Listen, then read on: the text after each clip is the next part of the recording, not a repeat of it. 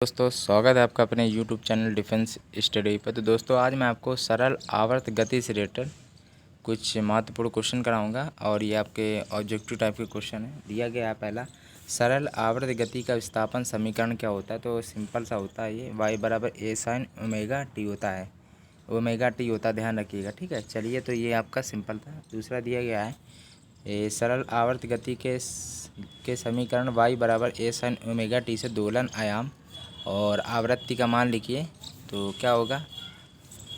तो दोलन आयाम आपका आयाम तो आपका ए होता है, तो ए होगा। आवृत्ति क्या होता है, डब्ल्यू बराबर डब्ल्यू अपन 2 पाई हो जाएगा। ठीक है, फ्रिक्वेंसी क्या हो जाएगी, फ्रिक्वेंसी देखिए ऐसा होता है।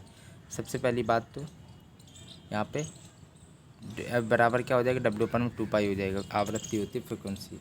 और ये भी पूछा जाता है कि जब कोई पिंड होता है या कोई वस्तु होती है एक माध्यम से दूसरे माध्यम में जाती है तो क्या परिवर्तित नहीं होता, क्या अनचेंज रहता है, क्या बदलता नहीं है। तो वो जो आवृत्ति होती है वो आपकी नहीं बदलती है। ठीक है, एक माध्यम से दूसरे माध्यम में जाने में आपकी आवृत्ति नहीं बदलती है। इम्पोर्टेंट क्वेश्चन है। देखिए तीसरा नंबर क्वेश्चन दिया गया है यहाँ पे, क्या है देखिए ज़रा। चलिए देखिए, ये दिया गया आपका आदर्श स्प्रिंग से, ठीक है, आदर्श स्प्रिंग से संलग्न पिंड के दोलन के आवर्त काल के लिए सूत्र लिखे।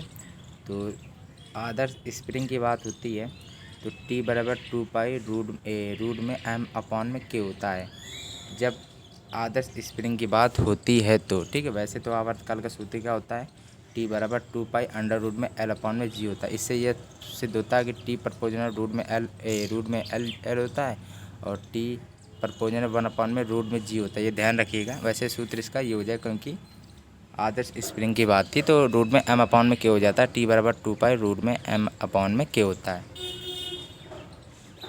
चौथा नंबर दिया गया है यहाँ पे आपका, और ये इम्पोर्टेंट क्वेश्चन है। सरल आवर्त गति करते हुए कौन सी राशि जो संचित रहती है, तो यांत्रिक ऊर्जा। ठीक है, चलिए यांत्रिक ऊर्जा संचित रहता है सरल आवर्त गति करते हुए किसी कण के त्वरण जो एक्सेलरेशन होता है ए है।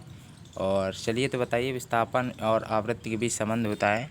तो ये आपका इम्पोर्टेंट क्वेश्चन है। चलिए क्या होगा, अल्फ़ा बराबर होता है माइनस लगता है माइनस चार्ज 4 पाई² और n² और वाई होता है। ठीक है, ये आप याद रखिएगा।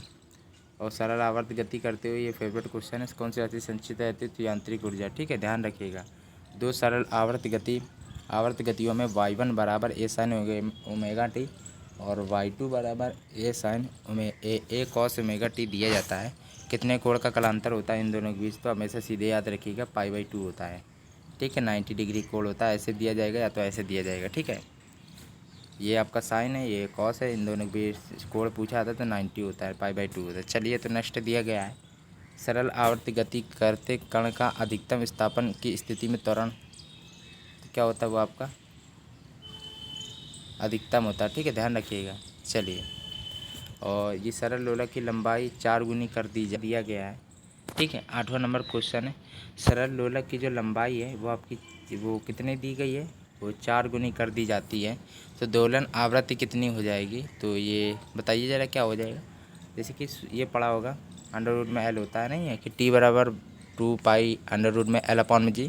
तो यहाँ सीधे L की वैल्यू दी गई, तो यहाँ से मैं L निकालूंगा तो T समानुपाती रूट में L है। तो जहाँ ये 4 दिया गया है आपका, तो ये आपका 2 हो जाएगा। ठीक है, और यहाँ फ्रिक्वेंसी है तो ये आपका फ्रिक्वेंसी पर पूछा गया है। ठीक है, फ्रिक्वेंसी आपका पूछा गया है तो ये 1/2 फ्रिक्वेंसी हो जाएगी। तो ये भी आपका कितना हो जाएगा, 2/1। ठीक है, क्योंकि फ्रिक्वेंसी उल्टा है इसका, तो 1/f बराबर 2 और अपन 1 लिख लीजिए। तो 2f बराबर 1 तो f बराबर 1/2, तो आधी हो जाएगी। ठीक है, आवृत्ति के आधी हो जाती है।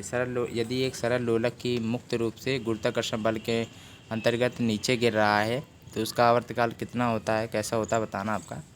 तो उसका उस कंडीशन में आपका अनंत होता है। चलिए, मुक्त रूप की बात होती है तो अनंत रहता है। और ये भी है विद्युत चुम्बकीय दोलन के लिए। ठीक है, अनुनाद का एक उदाहरण दिए तो रेडियो हो जाएगा। चलिए ठीक है, तो दोस्तों यदि आपको मेरा ये वाला वीडियो अच्छा लगा प्लीज़ लाइक एंड सब्सक्राइब करना बिल्कुल ना भूलिएगा और मेरे यूट्यूब चैनल डिफेंस स्टडी से बने रहिएगा। धन्यवाद।